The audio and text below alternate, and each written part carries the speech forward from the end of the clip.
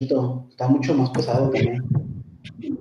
Ok, ya entró Javier. Entonces, la idea de esta clase es la siguiente. Ya vimos el porqué de las bases, bueno, cómo surgieron las bases NoSQL, ya vimos que es Big Data, ya vimos los diferentes modelos agregados.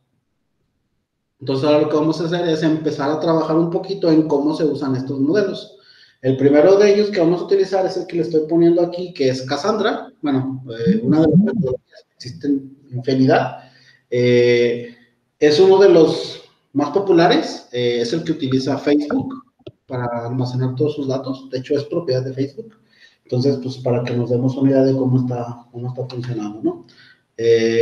La idea es ahorita ver la parte teórica y les voy a pedir que para la próximo martes tengan instalada una máquina virtual con Ubuntu. Les voy a mandar los requerimientos de Ubuntu, tal versión, para ir instalando Cassandra, etcétera, ¿sí?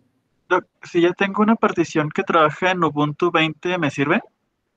En teoría sí, pero déjame checo cuál versión vamos a utilizar para ver si es compatible, nada más. Vale, Y si perfecto. no, una máquina virtual, o sea, yo lo voy a correr en una máquina virtual, no voy a formatear ni nada por el estilo.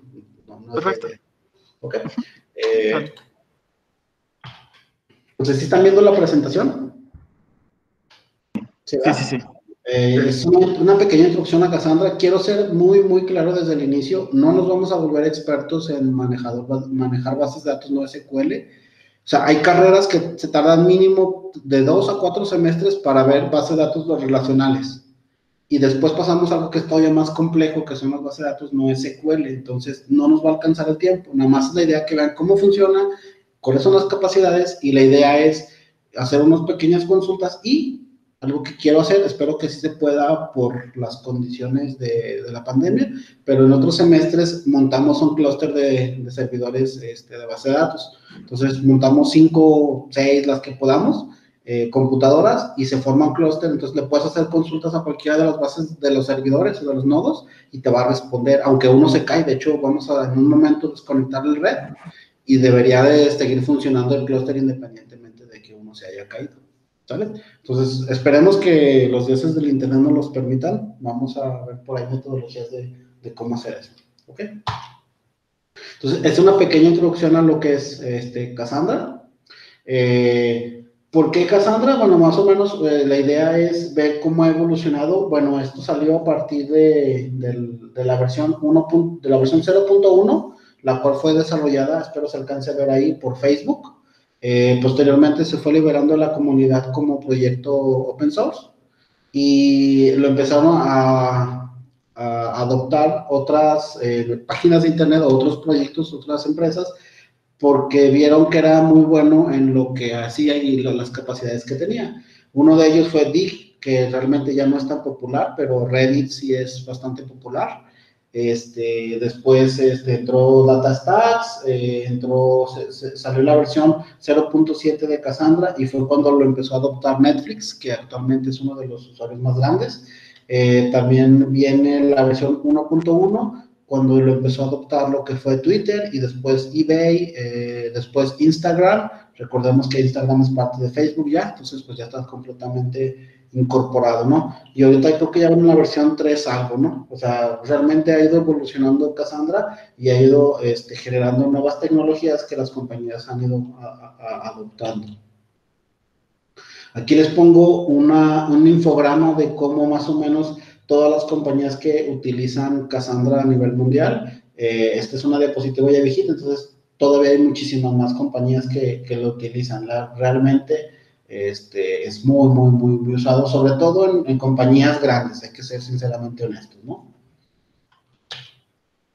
¿Y por qué utilizar Cassandra y por qué no utilizar una base de datos tradicional? Una base de datos como Oracle o MySQL, DBase, la que nosotros queramos, ¿no? Y esto es porque el mundo ha cambiado y la capacidad y la velocidad con la que nosotros vamos generando conocimiento y conforme vamos generando datos ha crecido de manera exponencial. sobre todo ha crecido más de 50 veces en comparación con los últimos años. Aquí les pongo una gráfica de cómo ha avanzado el mundo y cómo ha avanzado el tiempo y cómo ha aumentado la generación de conocimiento y la generación de datos a nivel mundial. Aquí se puede ver cómo, por ejemplo, se generan 50 veces más en centros de datos, hay 26 veces más tráfico de datos, hay 10 veces más servidores o la tasa de crecimiento es 10 veces más grande, etcétera, ¿no? O sea, sinceramente todos ya estamos conectados, todos usamos celular, todos vemos o consumimos contenidos en línea, lo cual hace que pues utilices el ancho de banda, lo cual hace que necesites que te manden datos, tú enviar datos, etcétera, ¿no? Paréntesis, si alguien ha visto o le interesa, les aconsejo que se metan a ver lo que son los servidores Plex. Están geniales, básicamente es como tener tu propio Netflix, está súper, súper genial. Yo lo utilizo para ponerle todas las series de mi hija y ahí ella tiene acceso a todo su contenido de películas de Disney que le gustan, etcétera, y como Netflix a cada rato las está quitando, pues yo tengo ahí ya toda la colección de Disney que ella ve, lista para que se streame cuando ella lo necesite. Es como tu propio Netflix, está genial, y de hecho puedes hacer streaming fuera de tu casa, o sea, no necesitas estar en tu casa para poder acceder a tu contenido. Yo ahorita estoy terminando de ver la Dragon Ball Super, entonces pues está genial, ¿no? Ya, volvemos a lo que les decía. Entonces, realmente el contenido que nosotros consumimos de manera digital ha crecido de manera exponencial. Entonces, realmente necesitamos nuevas tecnologías que nos permitan trabajar con la tasa de crecimiento que ellas traen. Asimismo, hay que ser sinceramente honestos, somos mucho menos tolerantes. Antes se te iba la luz y te ponías a platicar con tus familias, ahorita se te va el internet 5 segundos y ya estás marcando a Telmex, Telcel, bla, bla, bla, reclamando o poniendo un tweet, utilizando los datos de otra persona o tus propios datos, quejándote de que se cayó el sistema de megacable, ¿sale? O sea, realmente somos muy, muy poco tolerantes a las caídas, entonces cada vez les exigimos más a las compañías de que siempre estén en línea. Si se cae Netflix por 15 minutos, lo primero que hacemos es todos vamos a Twitter o a Facebook a quejarnos de ya se les cayó Netflix, ya se les cayó eso, y eso que hace que generas más tráfico y pues generas más presión en las redes, ¿no? Entonces, las soluciones tradicionales no son una buena opción porque pues no cumplen con lo que nosotros esperaríamos de ellas. Como les comentaba, si nosotros quisiéramos escalar una base de datos tradicionales, lo que nosotros tendríamos que hacer es comprar la computadora más grande, la mejor, porque las bases de datos no se podían separar como tal, mientras que los enfoques de separar las bases de datos en varios servidores, pues nos permiten partir la información y hacerla mucho más resistente a alguna falla en el sistema o alguna falla en la red. Lamentablemente, este enfoque de crecerlo de manera horizontal no es posible en las bases de datos tradicionales, por lo tanto necesitamos bases de datos que nos permitan hacer eso. Entonces vamos a aplicar un poquito de ciencia de las computadoras para resolver este tipo de problemas. Y todo nació en el 2007 con un paper de Dynamo que publicaron en la gente de Amazon. Ellos publicaron un paper en el que presentaban una metodología para que fuera mucho más segura, tuviera mucho más desempeño y siempre estuviera aprendida en el sentido de que siempre estuviera disponible. No era como tal algo completamente nuevo, ya que, por ejemplo, ellos citaron 24 papers. Uno de ellos era Bigtable, que fue desarrollado por Google. Estos papers ustedes los pueden consultar, o sea, los pueden descargar si les interesa. Y era lo que les comentaba en los modelos de agregado, que teníamos una llave y muchos valores. Eso les permitía tener mucho desempeño en acceso secuencial y ellos utilizaron 38 citas en ese paper.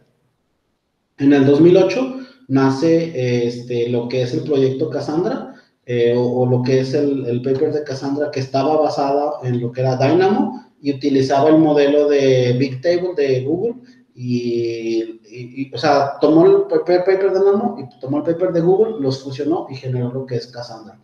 En el 2017, en febrero 17 del 2010, pasó de ser un solo paper a ser un proyecto Apache. Si alguien sabe lo que es un proyecto Apache, es un proyecto en el que la comunidad está trabajando de manera pues libre, o sea, es open source, todos pueden trabajar, todos pueden contribuir y cualquiera puede utilizarlo.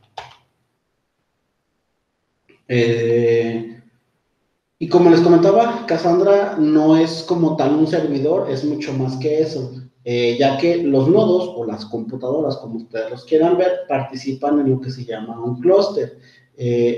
Al participar en un clúster, en una jaula, ¿no? ¿Cómo se traduce eso? Daniel, tú que eres más experto en inglés, shard, otro sustantivo para como jauría. Como un conjunto, no sé. Así es un conjunto, pero tiene otro nombre, como... Déjame interrumpir. No, pero o sea, al final de cuentas es como un rebaño, algo así, no me acuerdo cómo se les dice, en el que todos participamos dentro del mismo y formamos parte de eso, ¿ok?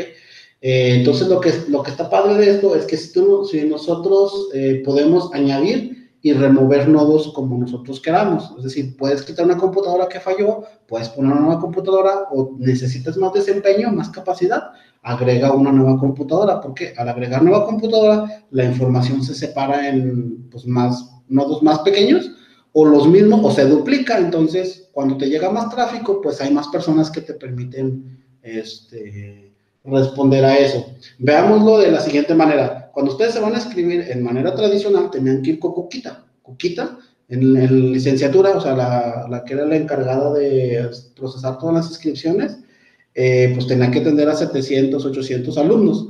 Cuando en esas épocas si tú necesitabas más, pues le ponías uno, dos o tres ayudantes que le estaban ayudando a checar los documentos, etcétera, y pues el procedimiento era un poquito más rápido. Entonces, necesitas más procesamiento, añade otro nodo o añade otra coquita, es lo mismo en ese sentido. Aquí vemos el desempeño que tiene Cassandra contra otro tipo de bases de datos. Entonces, en el eje vertical tenemos la capacidad de entradas y salidas, es decir, cuántas consultas puedes tener al mismo tiempo, cuántas personas puedes atender por segundo, por lo que tú quieras, ¿no? Entonces, tenemos que, pues, Cassandra, cuando tú vas teniendo más servidores, vamos a ver las primeras bases de datos, las tradicionales. MySQL es una base de datos relacional, entonces cuando tú vas agregando servidores, cuando tú vas agregando más poder de cómputo, en realidad solamente es más robusta porque el número de operaciones no cambia, se mantiene estable. Mientras que, por ejemplo, la base de datos HBase o HBase, pues sí va aumentando, pero tampoco es lineal, realmente no aumenta tampoco.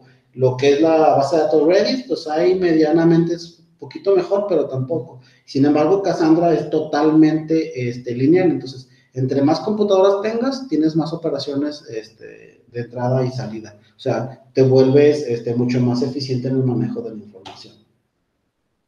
Cassandra es un sistema totalmente replicado, en el sentido de que el cliente puede escribir en el clúster más cercano que tenga y los datos se sincronizan a través de la WAN. ¿Saben lo que es la WAN? Existe lo que es lo que son las redes LAN, ¿esas sí las conocen? Pues son las conectadas por cable, ¿no? Sí, es Local Area Network, LAN. Es una red de acceso local, o sea, la que tú tienes en tu casa, la que tú tienes en tu en tu oficina, en tu escuela, etcétera. Y son las WAN, la WAN es el Internet, ¿ok? Es Wide Area Network, o sea, una red de amplio acceso, algo por el estilo. O sea, es el Internet. Entonces, una vez que el cliente se conecta y hace un cambio, digamos, en Jalisco, donde está el clúster más cercano, entonces lo hace en Jalisco, pero al mismo tiempo, una vez que termina de hacer todo lo que el cliente va a hacer, todo el update, el mismo clúster le manda y sincroniza la información con el nodo de Estados Unidos y después con el nodo de, no sé, Europa. Entonces, en algún momento toda la información está sincronizada, pero el cliente no tiene que comunicarse con todos y cada uno de ellos. Simplemente con que escriban un nodo, con que escriban un nodo, el mismo clúster se encarga de sincronizar toda la información. Entonces, por eso ustedes de repente ven que se cae Facebook, pero nada más se cae, por ejemplo, en Estados Unidos, pero en México no. O al revés, se cae en México, pero en Estados Unidos no. Y a pesar de eso, si por ejemplo se cae Facebook en Estados Unidos, ustedes pueden seguir entrando a su perfil. ¿Por qué? Porque se están conectando a otro nodo. Todos los cambios que hagan en el momento en que el clúster de Estados Unidos vuelva a estar funcionando, todos los cambios se van a sincronizar. ¿Ok?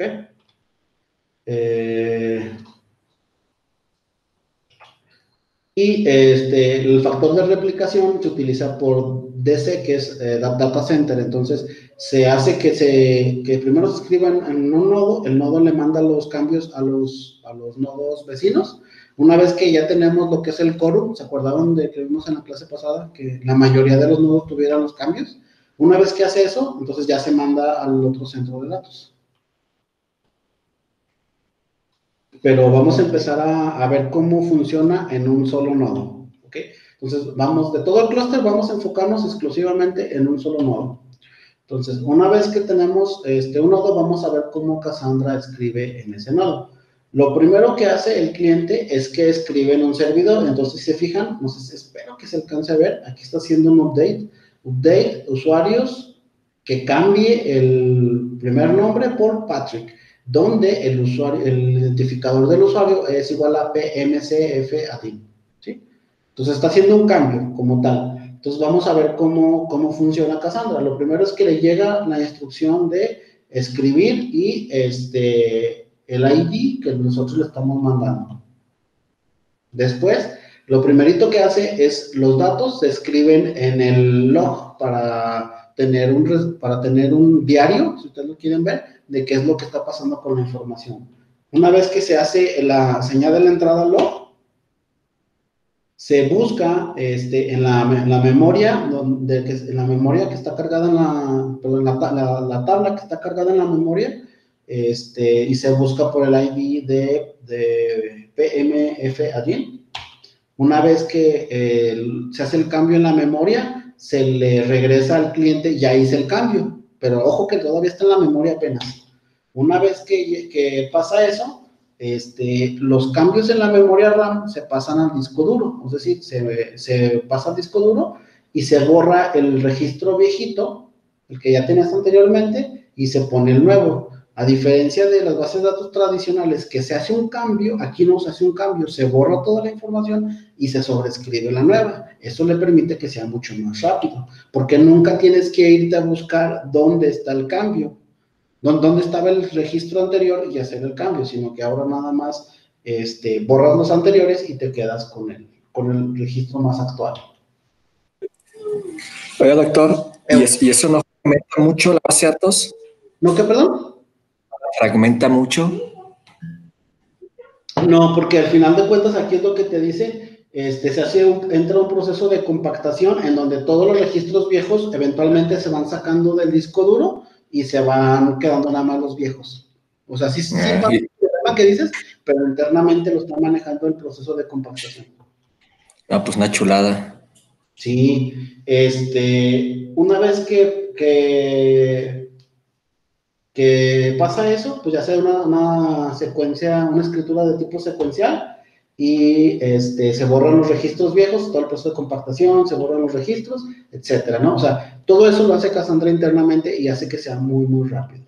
Ahora vamos a ver ya cómo se escribe en un nodo, vamos a ver cómo se escribe en un clúster, ¿ok? Existen varias topologías, una de ellas es la topología de totalmente distribuida y SPOF. SPOF significa no single point of failure, o sea, no hay un punto de falla. Vamos a ver cómo se hace eso, pero antes hay que recordar que en las bases de datos de tipo agregado o de tipo Big Data, tenemos lo que son las llaves primarias. Las llaves primarias nos determina dónde está, cómo utilizar cómo utilizar la tabla, y también nos dice en qué parte del disco duro está guardada la información. A diferencia de las bases de datos tradicionales, donde tú puedes hacer consultas por todos los campos que tú quieras, aquí solamente tú puedes utilizarlas por lo que es la llave primaria. En este caso, la llave primaria va a ser el nombre de la persona. En el ejemplo que les estoy diciendo, pues tenemos a Jim, tenemos a Carol, a Johnny y a Susie, ¿ok? Entonces, lo primero que se hace es tomar la llave primaria y obtener su hash. ¿Saben lo que es el hash? No, yo no. Déjenme les enseño.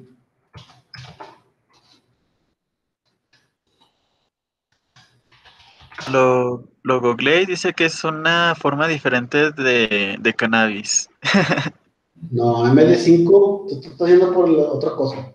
Es una función matemática que genera un número determinístico en base al carácter que tú le estás poniendo. Entonces, por ejemplo, voy a poner Daniel. ¿Sí están viendo la pantalla de navegador, verdad?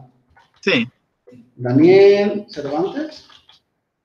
Ok, entonces a ese texto yo le voy a sacar su tabla hash. Su tabla hash es este número que estamos viendo aquí. Te fijas que está un número grandotote. No importa la longitud que yo le ponga de texto, así puedo poner nada más F y me saca un número hash. Y le puedo poner toda la Biblia que yo quiera y me va a seguir sacando un número siempre de la misma longitud, pero que internamente pues es la representación en esa operación matemática de MD5. Es como se generan las firmas digitales, ¿ok? Es un número que si yo le pongo, por ejemplo, aquí José, todo mayúscula, bueno, todo minúscula, me genera este número. Si yo le pongo María, me genera otro número totalmente diferente. Si yo le pongo José de vuelta, me va a generar el mismo número que me había generado para José. ¿Ok? O sea, siempre si tú le metes el mismo texto, te va a generar el mismo hash. Pero si le metes otra cosa, te va a generar otro hash completamente diferente. Entonces, ¿eso qué nos permite? Bueno, regresando un poquito a Cassandra, si yo le meto, por ejemplo, Jim, me va a generar su representación en MD5. ¿Ok? Las operaciones MD5 siempre nos va a regresar un número que está encodificado en 128 bits y ese mismo número es el que nosotros vamos a utilizar para poder saber dónde está ubicada la información. Vamos a ver cómo es eso. ¿Ok? Ok. Entonces, aquí entra lo del token ring. Entonces, nosotros sabemos que para cada llave primaria nosotros le podemos generar un hash. Ese hash es como la dirección, su número telefónico, por así decirlo, pero en números raros. Si nosotros tenemos 4 nodos, el nodo A, el nodo B, el nodo C y el nodo D, nosotros podemos saber que el nodo A empieza en la dirección hash 0xc, hasta esta dirección. Digamos el número del 1 al 3, del 4 al 6, de 6 al 8 y del 8 al 10. Entonces, cuando me llega una persona o cuando me llega un número, pues con el hash yo ya sé en qué parte o en qué nodo está esa información. Porque al final de cuentas, pues es un número que yo ya sé que siempre va a ser de 10 caracteres y que si lo ordeno alfabéticamente, pues puedo saber en qué parte del nodo está o en cuál nodo tiene esa información. ¿Ok? Entonces, por ejemplo, empezamos con Jim y se sabe que Jim está en el nodo C, Carol está en el nodo D y Johnny está en el nodo A y Susie está en el nodo C.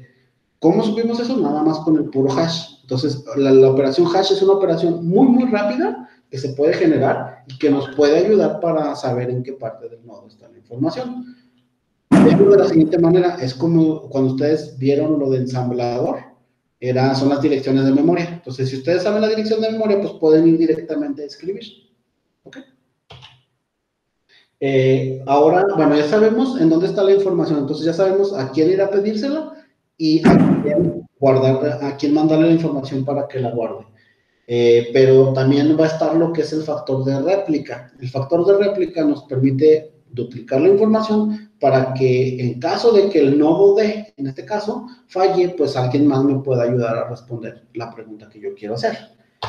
Entonces, si tenemos el factor de réplica, nosotros lo que vamos a hacer es, con el factor de 3, es que mínimo 3 nodos tengan la información que yo espero obtener. Entonces, cuando yo, como Carol, guardo la información en el nodo D, automáticamente se le pasa al nodo A y al nodo B. De tal manera que si hay un problema y el nodo D, o sea, la computadora explota, lo que ustedes quieran, o alguien le echa agua, toda la información la contiene el nodo A y el nodo B. O sea, no hay ningún problema. Sigue habiendo copias. Obviamente se supone que deben de estar en otros servidores o alejados, ¿no? Esto nos genera el problema de la consistencia. ¿Se acuerdan que tenemos el detalle de, bueno, ¿qué pasa si alguien también está escribiendo en el nodo B al mismo tiempo y todas estas cosas, ¿no? Entonces, vamos a ver cómo se maneja en un futuro. La información se puede partir no solamente en nodos, sino también en nodos virtuales.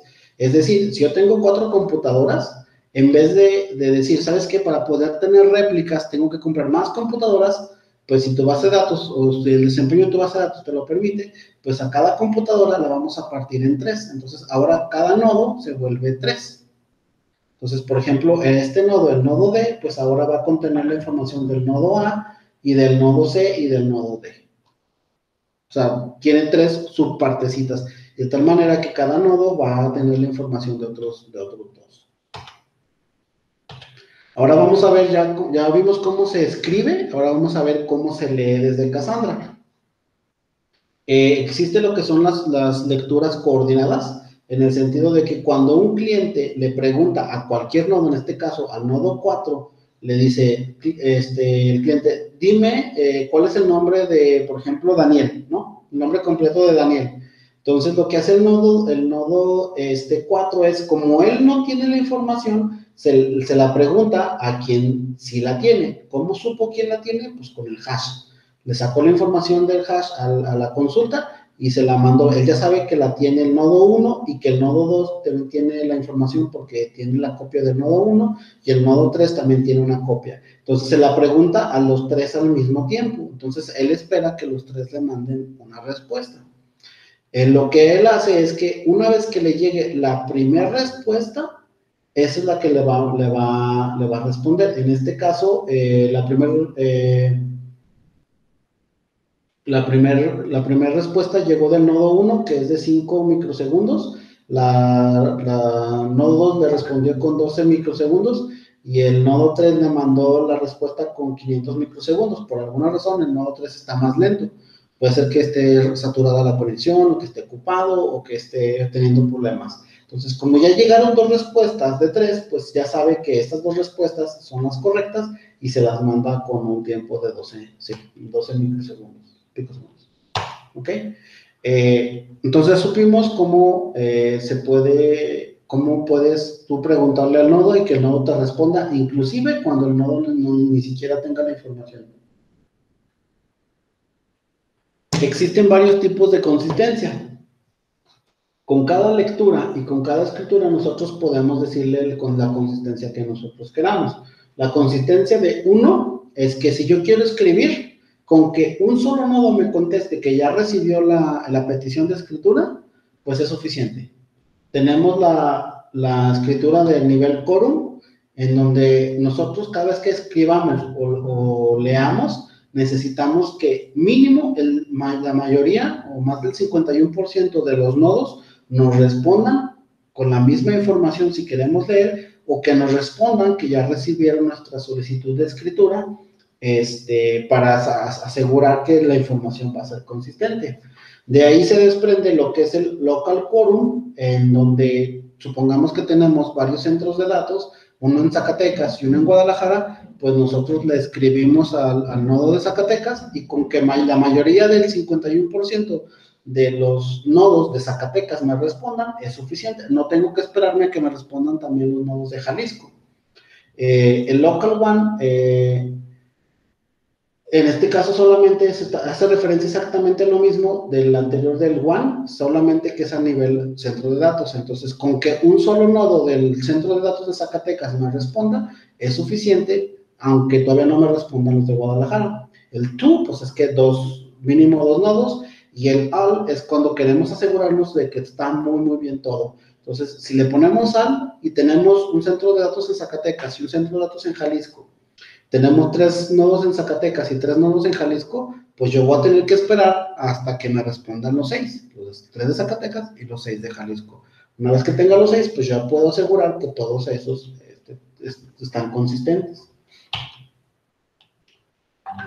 Vamos a suponer que es lo que pasa en este punto. Entonces, por ejemplo, aquí un cliente está haciendo una lectura, le pregunta al nodo 4, el nodo 4 le pregunta al nodo 1, al nodo 2 y al nodo 3. Sin embargo, el nodo 3, como ya estaba fallando, pues se cayó, se tuvo que reiniciar. Entonces, los únicos que le van a poder responder es el nodo 1 y el nodo 2. ¿Y cómo se va a ver eso gráficamente? Pues aquí está el número de operaciones que están haciendo por segundo y vamos a ver que de repente se nos cae toda la base de datos, pero se recupera automáticamente. ¿Ok? Eso significa que aunque se nos caiga la base de datos, vamos a poder siguiendo escribiendo y ¿cómo se llama? Vamos a poder estar escribiendo y leyendo. Entonces, de repente, nada más vamos a ver como que se nos hace más lenta la conexión y de repente nos llega toda la información. Este lapso es en el que se reacomoda toda la infraestructura de aquí y que este nodo se da cuenta que este nodo ya no está vivo, por así decirlo, por lo tanto ya solamente le va a preguntar al nodo 1 y al nodo 2 hasta que el nodo 3 le vuelva a avisar al nodo 4 que ya está en línea. Entonces, ese lapso que estamos viendo que se están coordinando los nodos es este pequeño lapso en el que vemos que el desempeño de la base de datos se cae un poco, pero nunca deja de haber nunca deja de haber acceso a la base de datos, simplemente al único que no vamos a poder acceder es al nodo 3, porque pues literalmente está caído. ¿Qué tal si a Javier se le ocurrió echarle un café encima, verdad? Pues ya no va a jalar. Pero los demás nodos sí se van a recuperar, ¿sale? Ok, entonces ya vimos más o menos cómo es Cassandra, cómo se busca, o sea, cómo internamente los está almacenando, cómo podemos, cómo se puede hacer la parte de consistencia. Ya habíamos visto un poquito la clase pasada, ahorita lo acabamos de reafirmar, y vamos a ver cómo se usa Cassandra como tal.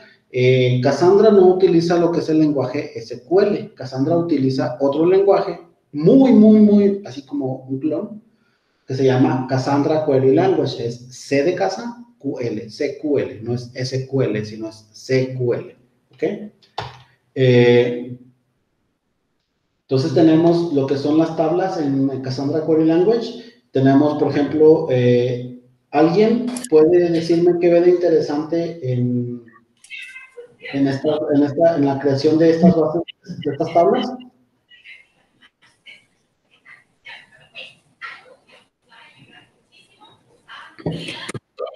No tienen el tamaño, por ejemplo, en una base de datos normalita, el varchar le ponemos cuántos caracteres tiene que tener la columna.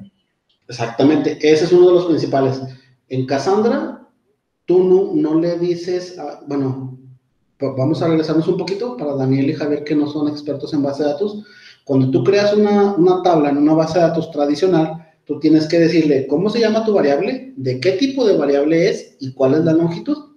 Entonces, por ejemplo, si quieres guardar tu nombre, tú tienes que decirle nombre, tienes que decirle varchar porque es una variable de tipo carácter, y tienes que decirle, bueno, pues ¿cuántos caracteres tendrá típicamente un nombre? Pues te puede decir como en 50, si te quieres ir pasar de que te sobre, pues le pones 250, etcétera, ¿no?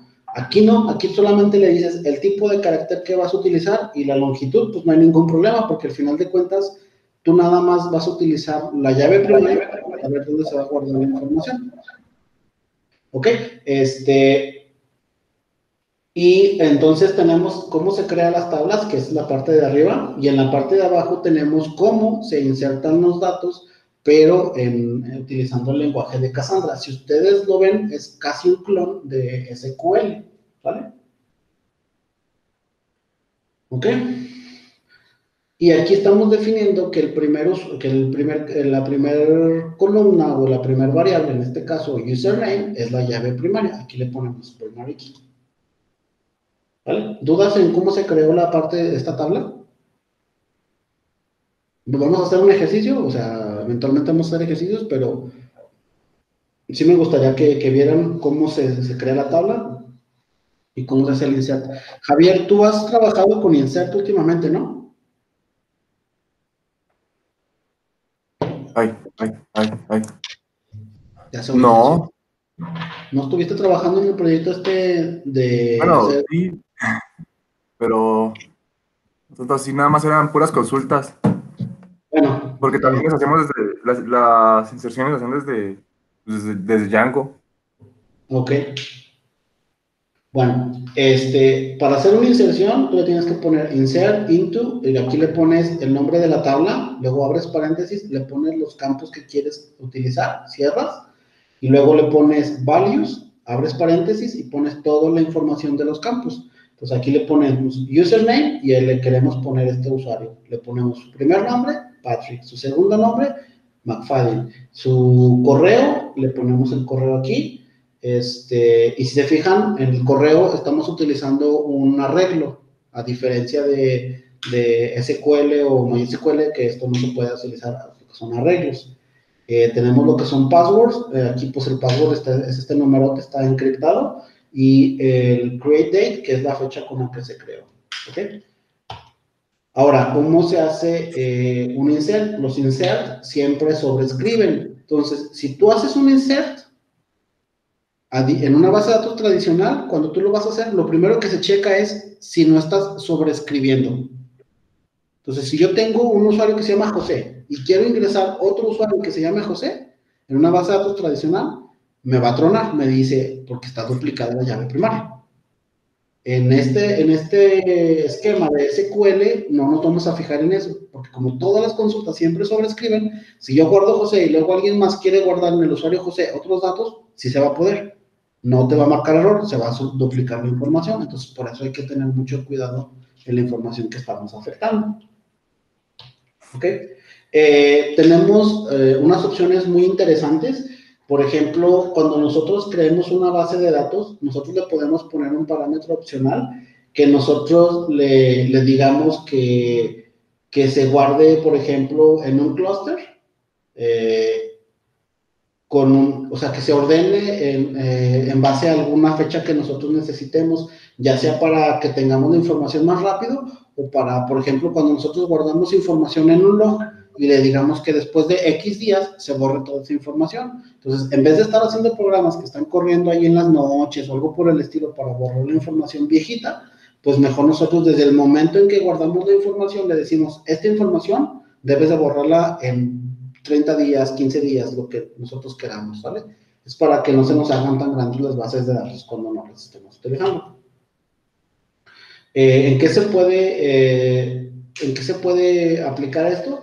Aquí tenemos un ejemplo. Si nosotros hacemos un select a una tabla que se llama User Activity, o sea, la actividad del usuario, pues nosotros vamos a ir viendo cómo se va llenando la tabla de la interacción que está utilizando o de las acciones que está haciendo el usuario. Entonces, por ejemplo, podemos ver que aquí el usuario primero entró al departamento de joyería, después creó un carrito de compras que se llama regalos de aniversario, después borró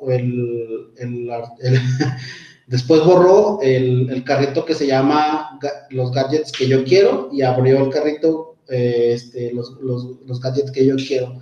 Entonces podemos ver cómo el usuario va haciendo su información y nosotros podemos tomar esa información para poder sugerirle algún especial, un artículo especial, y es lo que hace Amazon. Amazon te está analizando toda la actividad que tú estás generando y te ofrece de repente en los artículos relacionados o en los artículos que te promociona, te aparecen cosas que no sabes por qué, pero de repente le acabas dando clic. ¿Okay?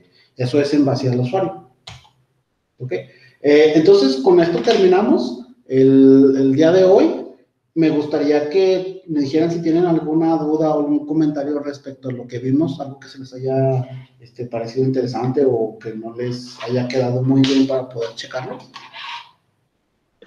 A mí se me fue la señal justo cuando llenaron la tabla de datos de ¿Está? Ajá, esa. Aquí en la parte de arriba se define la creación de la tabla de datos y en la parte de abajo tú pones, son líneas específicas que ponemos, son instrucciones que le dan a la base de datos qué hacer. En este caso le decimos inserta luego le tenemos que mandar el nombre de la base de datos que es usuarios, Entonces le estamos diciendo, inserta en usuarios, le abrimos paréntesis y le ponemos todos los cambios que queramos usar. Ojo que no es necesario poner todos, o sea, si nada más queremos usar 3, 4, pues se puede, ¿no? Y después, una vez que terminamos esto, le decimos los valores. O sea, ya le dijimos cuáles columnas vamos a afectar, ahora le vamos a decir qué valores vamos a guardar en esas columnas, que son todos los diferentes. Por ejemplo, primer nombre, Patrick, segundo nombre, McFadden, email, pues aquí está la lista de email, el password y la fecha en que se creó, ¿ok? Estaba fácil.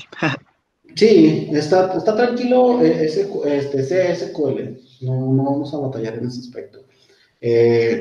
Pues yo pienso que lo que sigue es realmente ya probar estos comandos realmente en una base de datos. Entonces, aquí le vamos a dejar para la próxima clase, tengan su máquina preparada para instalar Cassandra. Una vez que tengamos Cassandra, vamos a crear tablas vamos a guardar información y vamos a hacer consultas. Una vez que estemos cómodos con eso, vamos a montar un servidor, un clúster, donde nosotros vamos a formar, digamos, 3 nodos, y le vamos a poder preguntar a cualquier nodo la información, y en un mismo nodo, aunque no tenga esa información, va a saber a quién preguntársela y nos va a regresar la información. ¿Ok? Entonces, básicamente estamos dividiendo la base de datos en nodos, en N servidores. Y pues estos comandos no van a quedar claros hasta que los usemos. Solo tengo una duda. ¿Qué distribución de Linux nos recomienda poner en la máquina virtual? Ubuntu, ahorita les digo que, ¿Versión? ¿qué versión? Ok. No tengo aquí, la tengo en el laptop. Entonces ahí les digo qué versión. Creo que era la 16. No me lo tomes. Por eso no se los he dicho ahorita. Les voy a poner en Classroom la lista de requerimientos. Ubuntu con tanto, y ya la próxima, ustedes ya tienen una máquina virtual. En este momento bajamos Cassandra, no está pesado.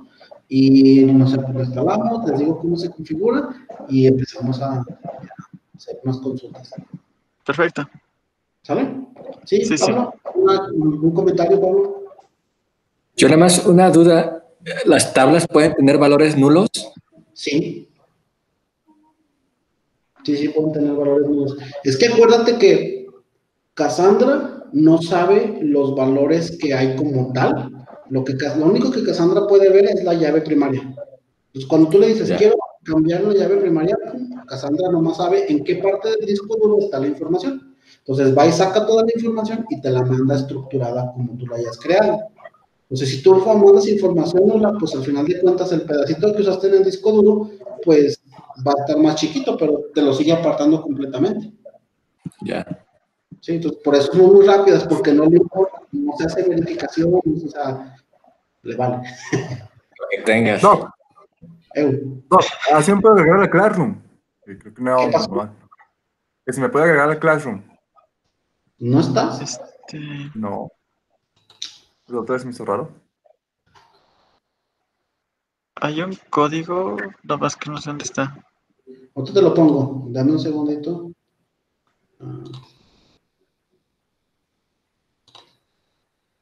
Te metes a Classroom, Javier, y pones ese código. A ver, va, yo estoy aquí.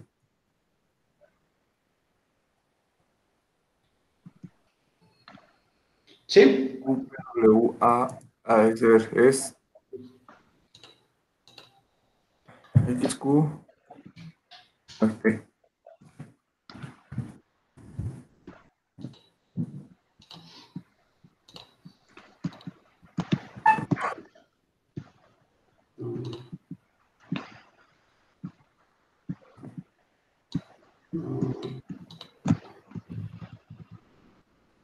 Ya me pasaron sus listas para tu asistencia de manera oficial.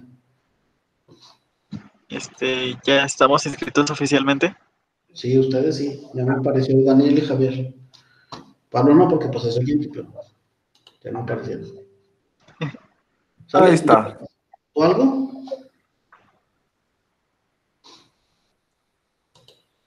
Ahora sí ya están todos.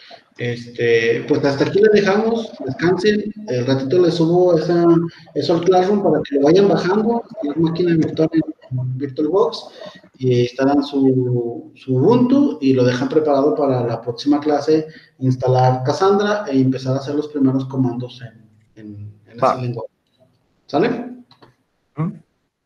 ¿Sale? Después. Que no vemos juntos aquí. Sale, Doc. Gracias. ¿Sale? Hasta luego, que tengan un excelente día.